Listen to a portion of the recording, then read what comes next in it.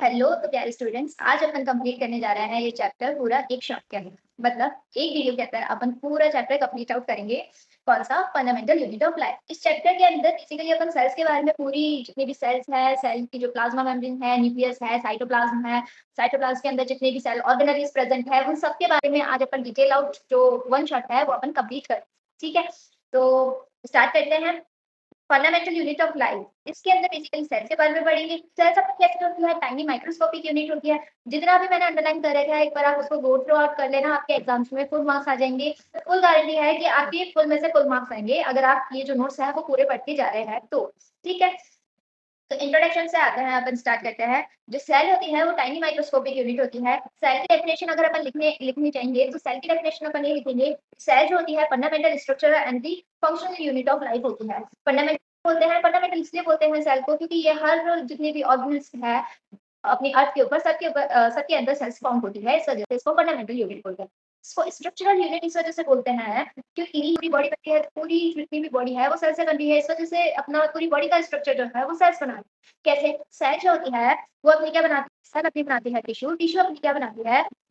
Tissue अपनी बनाएगी अपने ऑर्गन्स, एंड ऑर्गन्स अपनी क्या बना देंगे? ऑर्गन सिस्टम बना देंगे। ठीक है, ऐसे बहुत सारे ऑर्गन ऑर्गन सिस्टम जो है वो क्या बना देंगे? अपनी पूरी बॉडी बना देगी। इस वजह से जो सेल है उसको स्ट्रक्चरल यूनिट ऑफ लाइफ ही कहा जाता है। ठीक है, अब इसको जो है फंक्शनल यूनिट ऑफ लाइफ इस वजह से कहा जाता है क्योंकि ये बेसिक फंक्शन जो है परफॉर्म करते हैं अपनी बॉडी के, जैसे कि अपना हो जाएगा रेस्पिरेशन, एक्सक्रीशन, ये जितने भी फंक्शन है वो कौन परफॉर्म कर रहा है? अपना सेल परफॉर्म कर रहा है। इस वजह से इसको फंक्शनल यूनिट ऑफ लाइफ कहते हैं। ठीक है, अब आ जाते हैं अपन डिस्कवरी ऑफ सेल पे कि सेल की डिस्कवरी किसने की थी। सेल की सबसे पहले डिस्कवरी अपनी करी थी रॉबर्ट हुक ने। कब करी थी? 1665 के अंदर करी थी। उन्होंने सबसे पहले ऑब्जर्व किया था कॉक्स स्लाइस को। तो कॉक्स स्लाइस जो थी उसके अंदर उन्होंने जब अपने प्रिमिटिव माइक्रोस्कोप से देखा कॉक्स स्लाइस को, तो कॉक्स स्लाइस के अंदर उनको दिखी छोटी छोटी सेल्स। तो उस टाइम में सबसे पहले जो डिस्कवर हुई थी सेल वो किसने करी? रॉबर्ट हुक ने करी।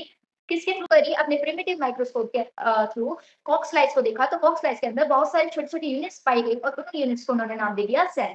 ठीक है, फिर उसके बाद में अपने आया ल्यूएनहुक। ल्यूएनहुक ने क्या देखा? सबसे पहले फर्स्ट फ्री सेल्स देखी। ठीक है, फ्री सेल्स कैसी? बैक्टीरिया सेल्स, अपनी रेड ब्लड सेल्स, अपनी स्पर्म सेल्स, ये किसने देखी? अपने ल्यूएनहुक ने देखी। फ्री सेल्स जो थी वो सारी किसने देखी? अपनी अ, ल्यूएनहुक ने देखी। ठीक है, फिर उसके बाद में अपन आ जाते हैं सेल थ्योरी के ऊपर। सेल थ्योरी जो है दो बायोलॉजिस्ट जो है उनके नाम आते हैं। पहले अपना आता है स्केलेटन, दूसरा अपना आता है स्वान। स्वान और स्केलेटन का मानना ये था जितनी भी अपनी बॉडी है वो सेल से मिलकर बनी हुई होती है। ठीक है, और अपनी जो लाइफ है उसकी बेसिक यूनिट क्या होती है? सेल यूनिट है। इस वजह से उन्होंने दो लाइंस बोली अपने सेल थ्योरी के लिए कि जो जितनी भी पूरी बॉडी है वो किससे मिलकर बनी हुई होती है? Composed of cell, and the cell जो होती है बेसिक यूनिट ऑफ लाइफ उसको कहते हैं सेल। ठीक है, तो 2 पॉइंट्स थ्रू स्केलेटन एंड स्वान आ गए हैं अपने सेल थ्योरी के लिए। फिर उसके बाद में बट ये जो स्वान और स्केलेटन थे वो ये नहीं बता पाए थे कि ये जो सेल्स आ रही है वो आ कहाँ से रही है आखिरकार। ठीक है, तो इसको बताने के लिए अपने आए थे विर्चू। ठीक है, तो विर्चू जो थे उन्होंने अपनी सेल थ्योरी के अंदर कंट्रीब्यूशन किया था और उन्होंने बताया था कि सेल जो है वो आती कहाँ से है। उन्होंने बताया कि सेल जो होती है वो प्री एग्जिस्टिंग सेल से आती है, मतलब जो अपनी पहले पुरानी जो सेल उससे ही नई सेल बनती है। इसके बेसिस पे उन्होंने एक सेंटेंस बोला, ओमनीसेलुलर ई सेलुलर, मतलब जितनी भी सेल्स है वो कहाँ से अराइज होती है? प्री एग्जिस्टिंग सेल से अराइज होती है। तो ये सेंटेंस जो है आप जरूर ध्यान रखना, अपने एग्जाम पॉइंट ऑफ व्यू से बहुत ज्यादा इंपॉर्टेंट है कि विचो ने कौन सी स्टेटमेंट बोली थी। तो उन्होंने बोला था ओमनी सेल्युलर ई सेल्युलर। इसका मतलब है जो सेल है वो अपनी प्री एग्जिस्टिंग सेल से डिराइव होकर आ रही है। ठीक है, अब इसके बाद अपन आ जाते हैं मॉडर्न सेल थ्योरी या फिर मॉडिफाइड सेल थ्योरी जो है वो क्या है। जो सेल थ्योरी अपने 3 साइंटिस्ट के थ्रू आई थी, एक अपना स्केलेटन, एक अपना स्वान और एक अपना विर्चू। ठीक है, इन तीनों ने मिलके सेल थ्योरी बनाई थी। सेल थ्योरी क्या बोलती है? जितने भी लिविंग ऑर्गेनिज्म है वो किससे मिलके बने हुए होते हैं? कंपोज्ड ऑफ सेल या फिर सेल प्रोडक्ट। ठीक है, जितने भी लिविंग ऑर्गेनिज्म हैं वो सेल से मिलके बने हुए हैं या फिर सेल के ही प्रोडक्ट हैं। ठीक है, दूसरी सेल थ्योरी की इंपॉर्टेंट लाइन ये है कि जितने भी लिविंग सेल्स है वो कहाँ से अराइज होती है? They are arise from the pre existing cell. जो प्री एग्जिस्टिंग सेल्स है मतलब जो पहले से ही एग्जिस्ट कर रही है सेल्स, उनसे ही नई सेल्स अराइज हो रही है। ठीक है, उसके बाद में तीसरी जो इंपॉर्टेंट पॉइंट जो है सेल थ्योरी का वो ये है कि जितने भी सेल्स है all cells are basically alive in chemical composition and metabolic processes. ठीक है, जितनी भी अपनी सेल्स होती है वो केमिकली और मेटाबॉलिकली एक दूसरे से अलग होती है, मतलब उन सबका फंक्शंस डेफिनेट होता है। मतलब कि सारी सेल जो है अपना अपना फंक्शन करेगी, सबका अपना अपना मेटाबॉलिक प्रोसेसेस होगा, सबका अपना अपना केमिकल कंपोजिशन। ठीक है? सब अलग-अलग केमिकल के थ्रू बनी होगी और सबका अपना-अपना मेटाबॉलिज्म होगा, सब अलग-अलग फंक्शन परफॉर्म करेगी, ठीक है? उसके बाद में अपन आ जाते हैं शेप पे, साइज़ पे और नंबर पे। सेल, तो सेल की शेप पे पहले अपन पहुँचे तो जो सेल है उसका अपना एक स्पेसिफिक फंक्शन होता है और अपना एक स्पेसिफिक क्या होती है, शेप होती है, ठीक है? सेल की अपनी एक स्पेसिफिक शेप होगी। हर सेल जो है अपने अलग-अलग स्पेसिफिक शेप की वजह से जाना जाता है। जैसे कि आपने देखिए यहाँ पे ब्लड सेल्स है, ब्लड सेल्स कैसी है? राउंड है, ठीक है? जबकि अपनी जो नर्व सेल्स है वो आपको कैसी दिख रही है? इलॉन्गेटेड दिख रही है, ठीक है? इसका स्ट्रक्चर अलग है और इसकी शेप भी अलग है रेड ब्लड सेल से। दूसरी तरफ अगर अपन स्मूथ मसल सेल्स की अगर अपन पिक्चर देखें तो ये देखिए सिकल शेप होगी, मतलब बीच से मोटी होगी और साइड से कैसी है? पतली है, ठीक है? तो इसी वजह से जो जितनी भी सेल्स होती है उनकी अपनी एक स्पेसिफिक क्या होती है? शेप होती है, ठीक है? बट अपना इसका एक एक्सेप्शन आता है, एक अपना अमीबा और एक अपना डब्ल्यूबीसी। ये एक एक्सेप्शन है सेल्स के अंदर जो अपनी शेप जो है वो चेंज कर सकता है, ठीक है? ये अपनी शेप को कैसे कर सकते हैं? चेंज आउट कर सकते हैं। तो क्या समझ में आता है अगर अपन को शेप के बारे में लिख के आना होगा तो जितनी भी सेल्स होती है उनकी स्पेसिफिक शेप होती है, स्पेसिफिक टिपिकल शेप होती है, बट अमीबा और आरबीसी सॉरी डब्ल्यूबीसी जो है वो अपनी शेप जो है वो चेंज आउट कर सकते हैं, ठीक है? अब अपन आ जाते हैं सेल की साइज पे। तो जैसे अपनी शेप जो है वो अपनी स्पेसिफिक होती है हर सेल के लिए, वैसे ही साइज भी जो होती है वो स्पेसिफिक होती है अपनी अलग-अलग सेल्स के लिए अलग-अलग साइज होती है, ठीक है? साइज जो होती है वो सेल के अंदर वेरी कर रही होती है अलग-अलग सेल्स के अकॉर्डिंग, ठीक है? जैसे कि अपनी आरबीसी जो होती है वो स्मॉलेस्ट सेल होती है, जबकि अपनी नर्व सेल जो होती है वो लॉन्ग सेल्स होती है, ठीक है? जो सेल की जो एवरेज साइज जो होती है वो अपनी वेरी करती है 0.5 टू 20 माइक्रोमीटर, ठीक है? माइक्रोमीटर में हर प्लांट और हर एनिमल की अपनी जितनी भी सेल्स है उनकी अपनी एक डिफरेंट शेप और डिफरेंट साइज, ठीक है?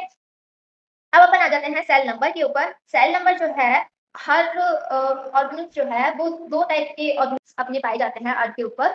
एक अपने होते हैं यूनिसेल्युलर, दूसरे होते हैं मल्टीसेल्युलर। यूनिसेल्युलर ऑर्गेनिज़्म जो होते हैं that are organism that only have single cell, उनकी पूरी बॉडी किसकी बनी हुई होती है? एक सेल की ही बनी हुई होती है, तो उनको अपन क्या बोलते हैं? यूनिसेल्युलर, ठीक है? दूसरी तरफ अपने होते हैं मल्टीसेल्युलर। मल्टीसेल्युलर का मतलब होता है organism consist of many cells, बहुत सारे सेल्स से मिलके अपनी एक बॉडी तैयार हो रही है, उसको अपन बोलते हैं मल्टीसेल्युलर। जबकि अपन ने क्या बोला था? यूनिसेल्युलर आर दोज़ ऑर्गेनिज़्म जो कि सिंगल सेल से मिलके बनी हुई है, मतलब उनकी पूरी बॉडी सिंगल सेल से मिलके बनी है। का एग्जांपल अगर अपन देखें यूनिसेल्युलर का, तो यूनिसेल्युलर का अपना एग्जांपल हो जाता है अमीबा, बैक्टीरिया, पैरामीशियम। और अपने मल्टीसेल्युलर का एग्जांपल हो जाएगा अपना प्लांट्स और एनिमल। जितने भी अपने प्लांट्स और एनिमल होते हैं वो सारे अपने मल्टीसेल्युलर के एग्जांपल, ठीक है? अब अपन स्क्रॉल आउट करके नीचे आते हैं तो सेल की टाइप्स के बारे में अब अपन पढ़ने जा रहे हैं। कि सेल्स जो होती है वो 2 टाइप की होती है, एक अपनी प्रोकैरियोटिक, एक अपनी यूकैरियोटिक। प्रोकैरियोटिक जो है वो प्रिमिटिव टाइप की सेल्स होती है, जबकि अपनी यूकैरियोटिक जो है वो एडवांस टाइप की सेल, ठीक है? प्रोकैरियोटिक सेल्स जो होती है उसके अंदर हमेशा कैसी सेल्स पाई जाएगी? यूनिसेल्युलर सेल्स ही पाई जाएगी, मतलब जिनकी बॉडी सिंगल सेल से मिलकर बनी है वही ऑर्गेनिज़्म इसके अंदर पाए जाएंगे, प्रोकैरियोटिक सेल के अंदर पाए जाएंगे। और अपने यूकैरियोटिक सेल्स जो है उसके अंदर यूनिसेल्युलर ऑर्गेनिज़्म पाए जाते हैं, मल्टीसेलुलर ऑर्गेनिज्म भी पाए जाते हैं, ठीक है? अपना प्रोकैरियोटिक का एग्जांपल अपना हो जाता है बैक्टीरिया, ब्लू ग्रीन एल्गी, जबकि अपने यूकैरियोटिक का एग्जांपल अपना हो जाता है यूनिसेलुलर में अपन बात करेंगे तो अमीबा, और मल्टीसेलुलर में अपने एग्जांपल आ जाएंगे प्लांट सेल्स और एनिमल सेल्स, ठीक है? फिर उसके बाद में अब अपन चलते हैं यूकैरियोटिक और प्रोकैरियोटिक के डिफरेंस के बीच में।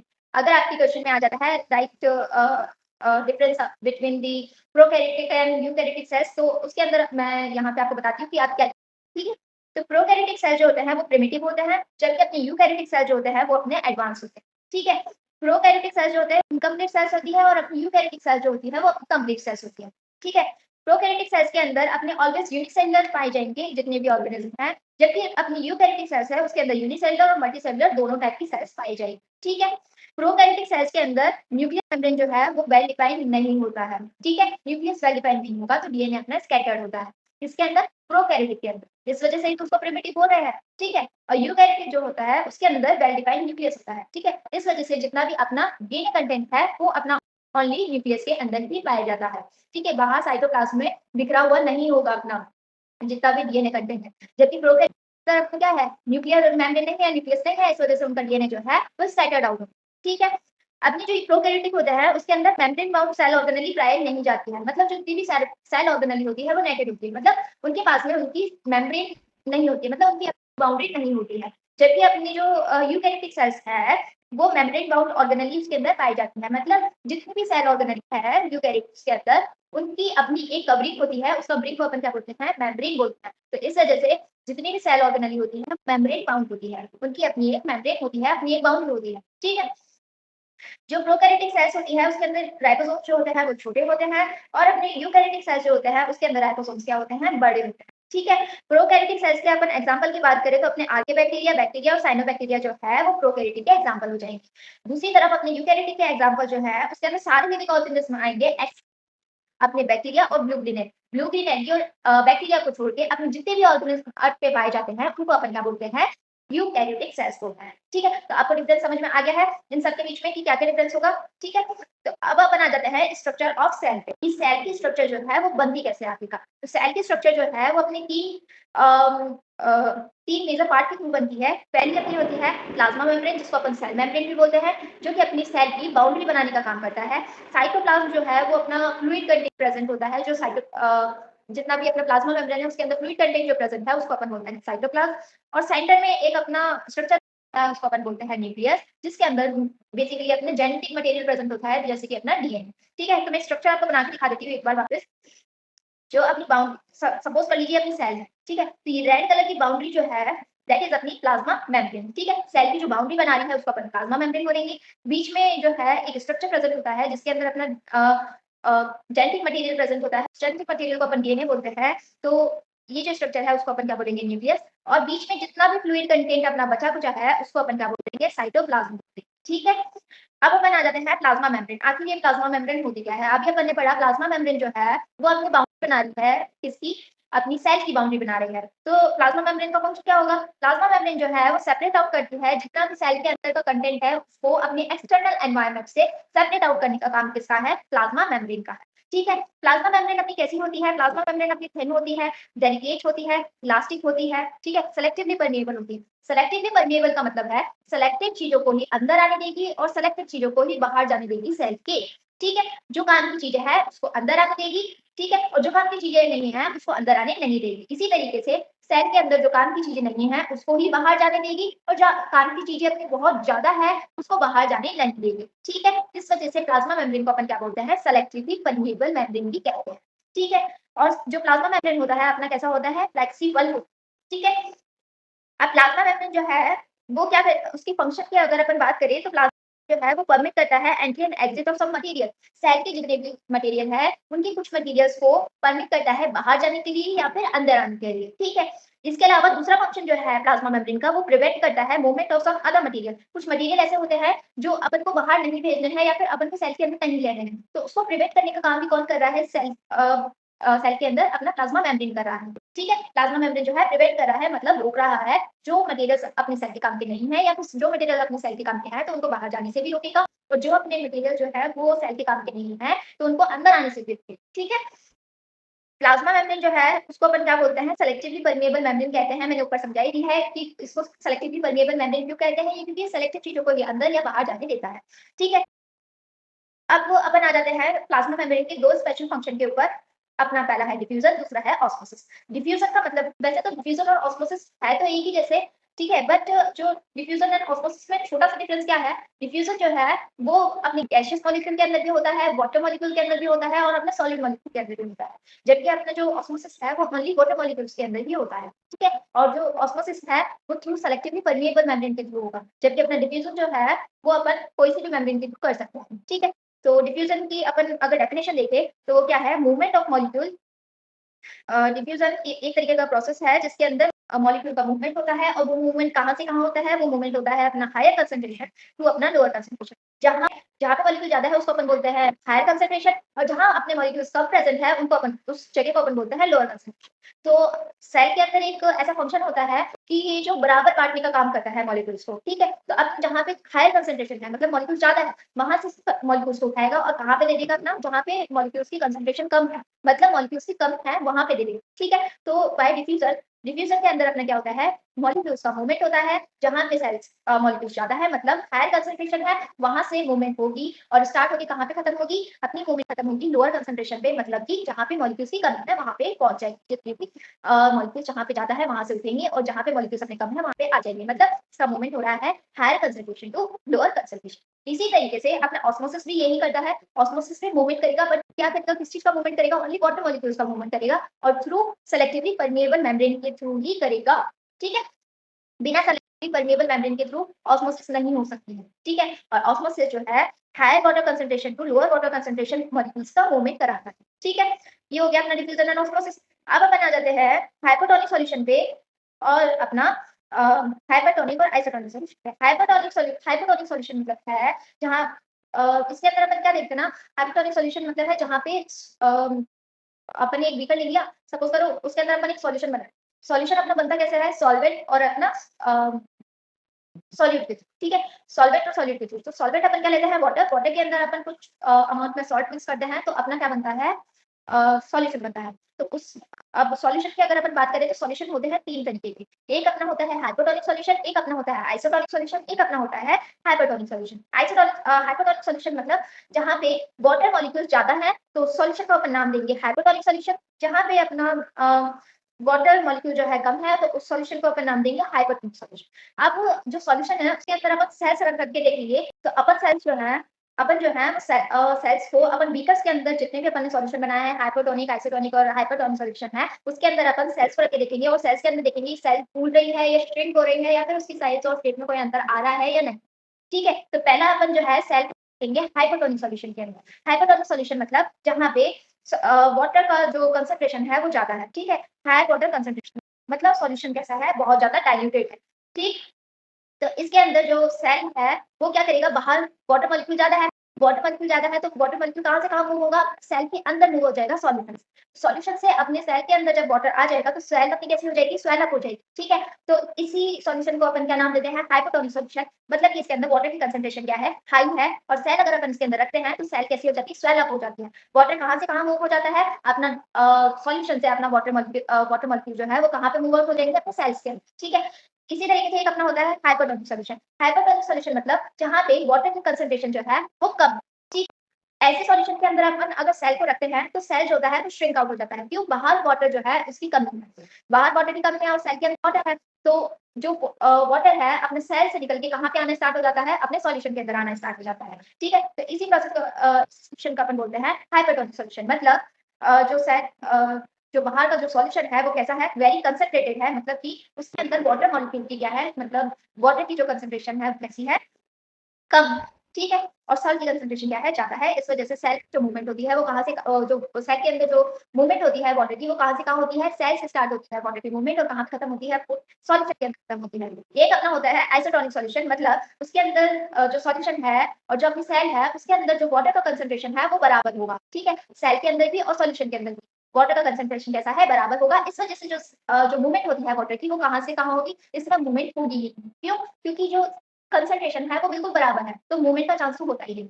ठीक, अब उसके बाद में अपन आ जाते हैं सेल वॉल के ऊपर। सेल वॉल जो है वो अपनी रिजिडिटी प्रोवाइड करती है अपनी प्लांट्स के अंदर। मेनली जो सेल वॉल है वो प्लांट्स के अंदर भी पाई जाती है, एनिमल सेल के अंदर प्लांट सेल वॉल जो है वो पाई नहीं जाती है।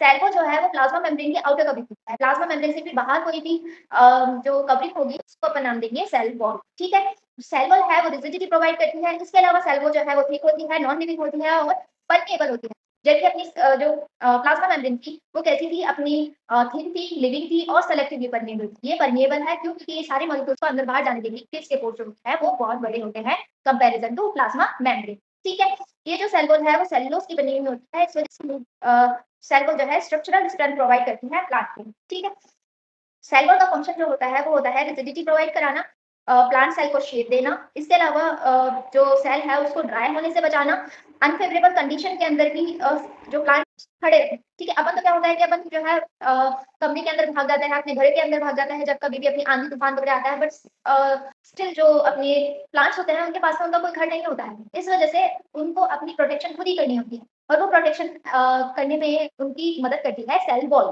ठीक है, जो कि अनफेवरेबल कंडीशन जो है बाहर एनवायरनमेंट के अंदर उससे भी प्रोटेक्ट आउट करने का काम कर रही है। सेल वॉल, ठीक है। इसके अलावा सेल वॉल जो है मैकेनिकल स्ट्रेंथ प्रोवाइड करती है अपनी प्लांट बॉडी को, ठीक। अब अपन आ जाते हैं न्यूक्लियस के ऊपर, ठीक है। न्यूक्लियस जो है मैंने बताया था कि जो प्लाज्मा जो अपनी सेल है उसके अंदर सेंटर में जो स्ट्रक्चर प्रेजेंट है उसको अपन बोलते हैं न्यूक्लियस, ठीक है। न्यूक्लियस के अंदर बेसिकली अपना जेनेटिक मटेरियल होता है जो कि ट्रांसफर होता है फ्रॉम पेरेंट्स टू उनकी बच्चों के अंदर, ठीक। न्यूक्लियस जो है वो मेनली अपनी पाई जाते हैं यूकेरियोट्स के अंदर। यूकेरियोट्स के अंदर जितने भी है यूकेरियोट्स के अंदर न्यूक्लियस प्रेजेंट होगा। ये जो न्यूक्लियस है वो स्फेरिकल इन नेचर होता है, उसकी शेप स्फेरिकल जैसी होती है, राउंड होती है, ठीक है। ये सेंटर के अंदर पाए जाते हैं। जो न्यूक्लियस है उनकी अपनी एक मेम्ब्रेन होती है और वो मेम्ब्रेन जो है जैसे अपनी सेल की मेम्ब्रेन थी उसको अपन ने क्या नाम दिया था, प्लाज्मा मेम्ब्रेन। और वो सिंगल लेयर थी, वैसे ही अपनी जो न्यूक्लियस है उसकी भी अपनी एक मेम्ब्रेन होती है, उस मेम्ब्रेन को अपन नाम देते हैं न्यूक्लियर एनवलप, ठीक है। और ये जो न्यूक्लियर एनवलप जो होती है वो डबल मेम्ब्रेन बाउंड होती है, मतलब 2 लेयर होती है, ठीक है। इन 2 लेयर ऑफ मेम्ब्रेन के अंदर बीच-बीच में छोटे-छोटे पोर्स भी प्रेजेंट होते हैं। जैसे इस स्ट्रक्चर में आप देखिए, इस स्ट्रक्चर में ये जो स्ट्रक्चर है वो न्यूक्लियस का स्ट्रक्चर है, ठीक है। ये जो पिंक कलर का जो बाउंड्री दिख रही है दैट इज़ अपनी न्यूक्लियर एनवेलप और ये छोटे-छोटे पोर्स जो आपको दिख रहे हैं दैट इज़ अपनी क्या है न्यूक्लियर कोर, ठीक। आगे बात समझ में? तो न्यूक्लियर एनवेलप कैसे बनता है? न्यूक्लियर एनवेलप जो होता है वो डबल मेम्ब्रेन बाउंड होता है और इन जो मेम्ब्रेन है उसके अंदर बीच-बीच में पोर्स प्रेजेंट होते हैं, ठीक है। और ये पोर्स कैसे होते हैं? होते हैं, ठीक है। इसके अलावा न्यूक्लियस जो है वो डीएनए को कंटेन करता है और न्यूक्लियस कंटेन करता है, ठीक है। सेल के जो अपना न्यूक्लियस है उसके अंदर बेसिकली एक तो अपना क्या होगा डीएनए कंटेन होगा, इसके अलावा अपना प्रेजेंट होगा न्यूक्लियोलस। और न्यूक्लियोलस का मेन फंक्शन क्या है? न्यूक्लियोलस जो है वो अपने राइबोसोम्स को बनाने का काम करता है, ठीक है।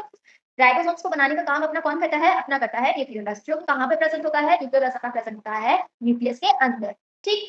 अब बात करते हैं न्यूक्लियस की फंक्शन, बेसिक न्यूक्लियस का फंक्शन है क्या आपका? न्यूक्लियस जो है उसके अंदर न्यूक्लियर मेम्ब्रेन प्रेजेंट होती है। न्यूक्लियर मेम्ब्रेन के अंदर छोटे-छोटे पोर्स होते हैं, छोटे तो नहीं होते, लार्ज होते हैं, ठीक है। और ये पोर्स जो होते हैं वो मटेरियल को ट्रांसफर करने में हेल्प करते हैं और ये मटेरियल कहाँ से कहाँ मूवमेंट होती है मटेरियल, या तो साइटोप्लाज्म से न्यूक्लियस के अंदर या न्यूक्लियस से अपने साइटोप्लाज्म के अंदर जितना भी मूवमेंट हो रहा है वो मूवमेंट किसके थ्रू होता है? न्यूक्लियर होता है। जबकि अपने प्लाज्मा मेम्ब्रेन में तो कैसे हो रहा था? क्योंकि वो खुद ही सेलेक्टिवली परमिएबल थी, इस वजह से प्लाज्मा मेम्ब्रेन के थ्रू हो रहा था। वो खुद ही मेम्ब्रेन के थ्रू जो है वो मटेरियल को एक्सचेंज करेगी। यहाँ पे बट न्यूक्लियस के अंदर इनके पास में अपने पोर्स होते हैं, उन पोर्स के थ्रू जो मटेरियल है वो ट्रांसफर होते हैं साइटोप्लाज्म में या फिर साइटोप्लाज्म से अंदर आते हैं, ठीक है। न्यूक्लियस के अंदर अपने क्रोमोसोम्स प्रेजेंट होते हैं। क्रोमोसोम्स बेसिकली अपन को विजिबल तब होते हैं जब सेल अपनी डिवाइड हो रही होती है, ठीक है। जब डिवीजन का फेज अपना स्टार्ट हो रहा होता है अपनी सेल के अंदर तब अपने जो है वो क्रोमोसोम्स दिखाई देते हैं और क्रोमोसोम्स होते किस तरीके के हैं? क्रोमोसोम की शेप होती है अपनी रॉड शेप, ठीक है। जो क्रोमोसोम है वो इन्फॉर्मेशन कैरी करते हैं और ये इन्फो कहाँ से कहाँ लेके जाने का काम करते हैं? From parent to their offspring means next generation, मतलब कि पेरेंट्स से उनके बच्चों के अंदर जो इन्फॉर्मेशन ट्रांसफर होती है वो अपनी क्रोमोसोम्स के थ्रू होती है। और क्रोमोसोम्स अपने किसके थ्रू बने हुए होते हैं? डीएनए के, ठीक है। डीएनए ही अपना क्या बनाता है? क्रोमोसोम बनाता है, ठीक है। अपना यहाँ पे मैं एक पॉइंट अपना कह रहा है chromosomes are composed of DNA and protein. Protein और डीएनए जो है आपस में मिलकर अपनी क्या बनाते हैं? क्रोमोसोम्स बनाते हैं। और ये क्रोमोसोम्स कब विजिबल होते हैं? ये क्रोमोसोम्स तब विजिबल होते हैं जब अपना सेल का डिवीजन होता है, ठीक है। अब अपन आ जाते हैं, ये देखिए ये जो है वो क्रोमोसोम का स्ट्रक्चर बता रखा है। क्रोमोसोम कैसा है? रॉड शेप स्ट्रक्चर है, ठीक है। ये सेल डिवीजन के टाइम पे ही दिखेगा। अब अपन आ जाते हैं रोल क्या है न्यूक्लियस का? न्यूक्लियस का रोल जो है सेलुलर रिप्रोडक्शन के अंदर हेल्प करता है। जब वो अपनी सिंगल सेल जो होती है 2 सेल के अंदर डिवाइड होती है, जो न्यूक्लियस है उस टाइम पे हेल्प कर रहा होता है जेनेटिक इन्फॉर्मेशन को ट्रांसफर करने में, ठीक है। अब अपन आ जाते हैं साइटोप्लाज्म के अंदर। साइटोप्लाज्म कैसा है? फ्लूइड कंटेंट है, ठीक है, जो कि प्लाज्मा मेम्ब्रेन के अंदर पाया जाता है। ये जो साइटोप्लाज्म है उसके अंदर अपने स्पेशलाइज्ड सेल ऑर्गेनेलिज प्रेजेंट होती है जिनका अपना-अपना एक स्पेसिफिक फंक्शन होता है। जैसे कि कुछ ऑर्गेनेलिज जो है अपनी प्रोटीन्स बनाती है, कुछ ऑर्गेनेलिज जो है वो अपनी लिपिड्स बनाती है, कुछ ऑर्गेनेलिज जो है वो फैट को स्टोर करती है, कुछ जो है वेस्ट मटेरियल स्टोर करती है, कुछ एनर्जी प्रोड्यूस करती है। तो ये जो है सेल के अंदर डिफरेंट फंक्शन होते हैं अपने-अपने सेल ऑर्गेनेलिज के, ठीक है। प्रोकैरियोट जो होते हैं उसके अंदर न्यूक्लियर मेम्ब्रेन जो है वो एब्सेंट होती है। ऐसे ही सेल ऑर्गेनेल के अंदर जो बाउंडेड उनकी जो मेम्ब्रेन है वो जो है membrane bounded cell organelles absent होते हैं, मतलब सेल ऑर्गेनेल की अपनी कवरिंग नहीं होती है। दूसरी तरफ अपनी यूकेरियोट होते हैं जिसके अंदर न्यूक्लियस प्रेजेंट होता है, न्यूक्लियस की अपनी कवरिंग होती है, ठीक है। न्यूक्लियर मेम्ब्रेन प्रेजेंट होता है। इसी तरीके से मेम्ब्रेन मेम्ब्रेन बाउंड ऑर्गेनेलिज भी प्रेजेंट होती है, ठीक है। अब अपन आ जाते हैं अपनी सेल ऑर्गेनेल के ऊपर। तो बेसिकली अपन को 3 से 4 सेल ऑर्गेनेल अपन को पढ़नी है। पहली अपनी एंडोप्लाज्मिक रेटिकुलम को अपन स्टडी करते हैं, एंडोप्लाज्मिक रेटिकुलम जो है उसको शॉर्ट फॉर्म में अपन बोलते हैं ईआर। और ये जो एंडोप्लाज्मिक रेटिकुलम है वो लार्ज नेटवर्क के फॉर्म में प्रोड्यूस होती है, अपने न्यूक्लियस के आसपास सराउंड करके रहती है अपने न्यूक्लियस को, ठीक है? नेटवर्क फॉर्म में फाउंड होती है न्यूक्लियस के आसपास। ये जो है वो किस तरीके से दिखती है, या तो लॉन्ग ट्यूब्स के तरह दिख सकती है एंडोप्लाज्मिक रेटिकुलम, या फिर राउंड दिख सकती है, या फिर बैग वेसिकल्स लाइक जो स्ट्रक्चर्स है वो एंडोप्लाज्मिक रेटिकुलम की शेप के बारे में अपन बता रहे हैं कि एंडोप्लाज्मिक रेटिकुलम जो है वो दिखती किस तरीके से है, या तो वो लॉन्ग दिखेगी, बैग लाइक स्ट्रक्चर दिखेगी, या फिर राउंड दिखेगी, ठीक है? एंडोप्लाज्मिक रेटिकुलम जो है बेसिकली टू फॉर्म्स में प्रेजेंट होती है, एक अपनी रफ एंडोप्लाज्मिक रेटिकुलम और एक अपनी स्मूथ एंडोप्लाज्मिक रेटिकुलम। अब हम देखते हैं एंडोप्लाज्मिक रेटिकुलम के डिफरेंसेस के ऊपर, रफ एंडोप्लाज्मिक रेटिकुलम और स्मूथ एंडोप्लाज्मिक रेटिकुलम के बीच में डिफरेंस होता क्या है, देखा।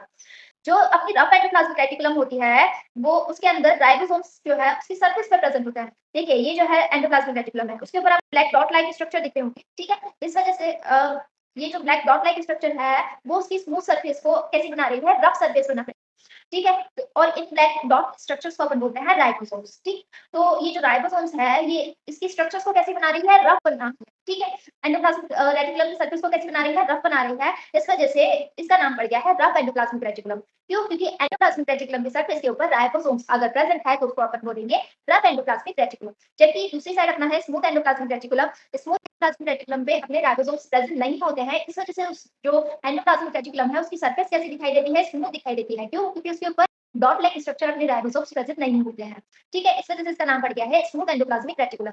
रफ एंडोप्लाज्मिक रेटिकुलम जो है उसका फंक्शन है प्रोटीन सिंथेसिस, मतलब प्रोटीन बनाने का काम कौन करेगी, रफ एंडोप्लाज्मिक रेटिकुलम करेगी। जबकि अपनी स्मूथ एंडोप्लाज्मिक रेटिकुलम जो है वो लिपिड को बनाने में काम करती है, बनाने का काम करती है। इसके अलावा कुछ प्रोडक्ट्स सीक्रेट करती है थ्रू टेस्टिस, ओवरी और स्किन की ऑयल ग्लैंड जो है उसके थ्रू।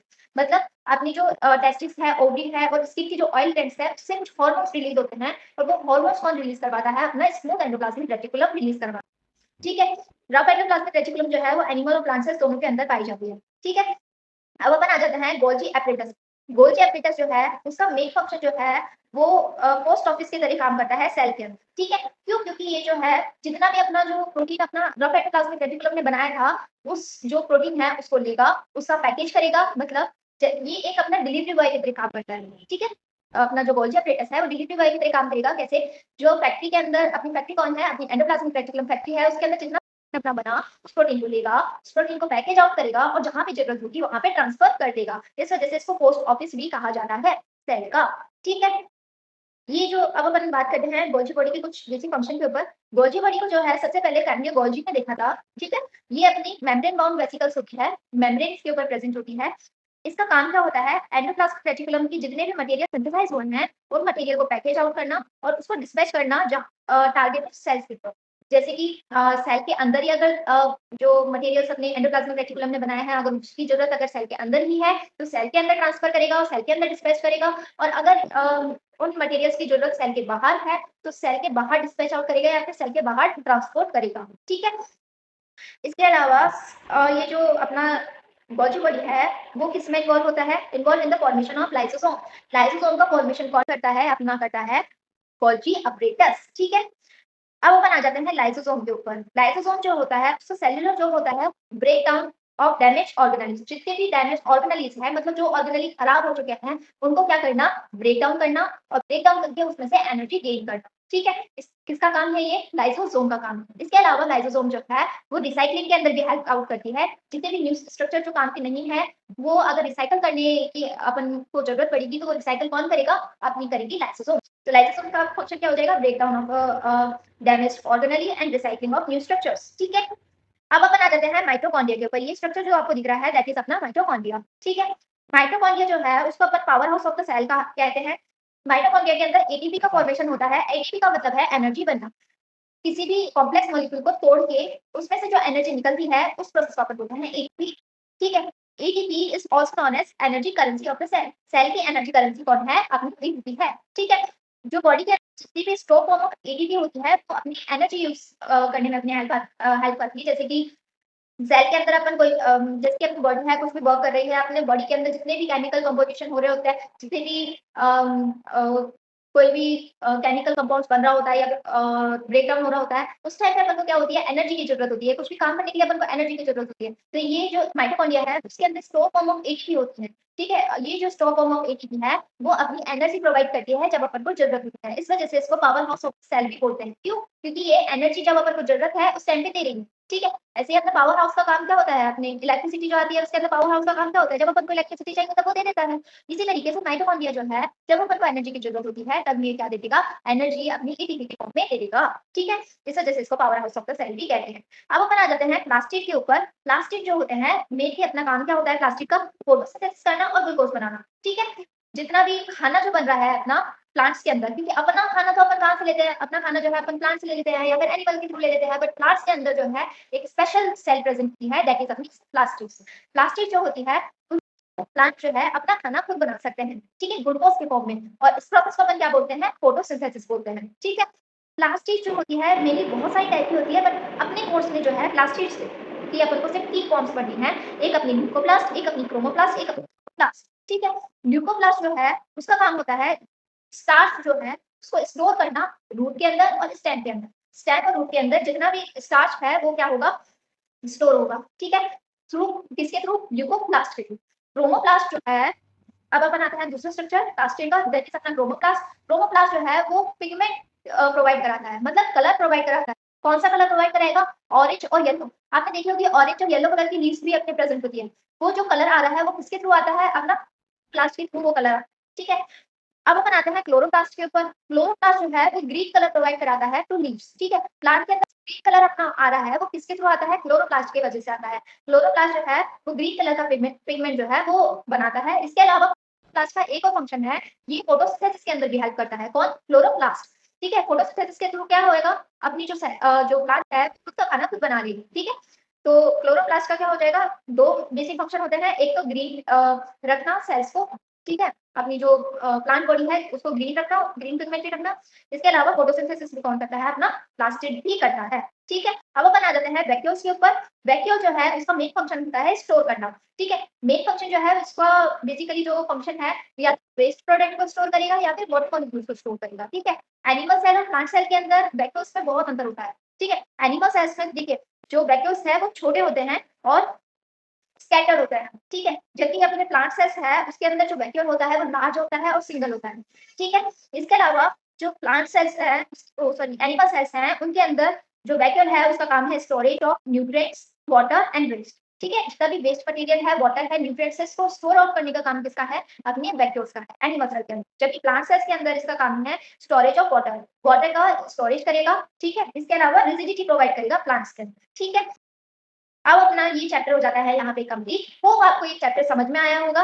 अगर आपको इसकी डिटेल वीडियोस चाहिए तो मैं आपको लिंक डिस्क्रिप्शन में दे दूँगी, आप वहाँ पे जाके देख सकते हैं, ठीक है। मैंने वहाँ पे पूरा डिटेल आउट पढ़ाया है। डिटेल में मैंने 3 वीडियो जो है आई थिंक सो 20-20 मिनट्स के 3 वीडियोस हैं, उसके अंदर मैंने पूरा चैप्टर कंप्लीट आउट कराया है। यहाँ पे अपन ने वन शॉट लिया था, तो वन शॉट के अंदर अपन ने पूरा जो चैप्टर है वो कंप्लीट आउट कर लिया है, ठीक है। And all the very best for your exam. Thank you, bye.